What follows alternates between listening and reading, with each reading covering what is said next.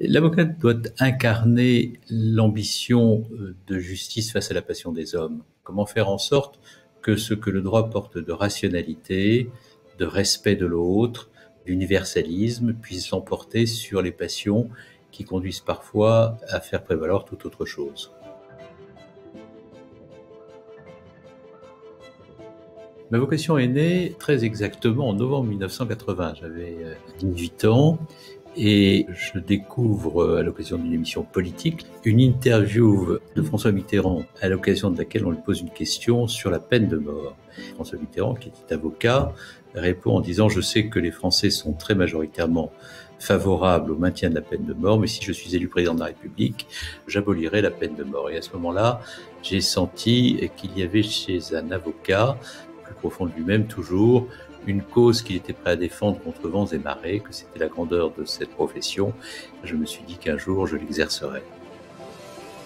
Lorsque j'étais en responsabilité locale, à la tête de la mairie de Cherbourg, déjà j'entretenais avec le droit quotidiennement une relation extrêmement étroite parce que je ne voulais pas que la confiance que les citoyens me portaient puisse être de quelque manière atteinte par un manquement à la règle de droit. J'ai eu ensuite au gouvernement à connaître quelques épreuves lorsque j'ai été confronté au terrorisme et à la nécessité de contribuer à la lutte contre une forme de violence qui visait à faire vaciller l'état de droit.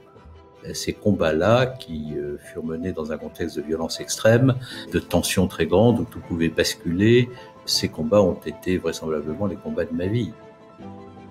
Et lorsque je suis redevenu avocat, c'est à une autre facette du droit que j'ai eu à me confronter, c'est-à-dire à l'ascèse de celui qui, pour bien faire son métier rigoureusement, doit être capable le dimanche d'aller lire en petit caractère des arrêts de la Cour de cassation ou des jurisprudences austères.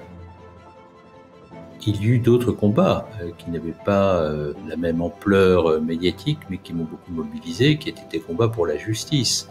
Le moment où j'ai plaidé et qui m'a le plus marqué, c'était un procès destiné à défendre une victime de l'antisémitisme.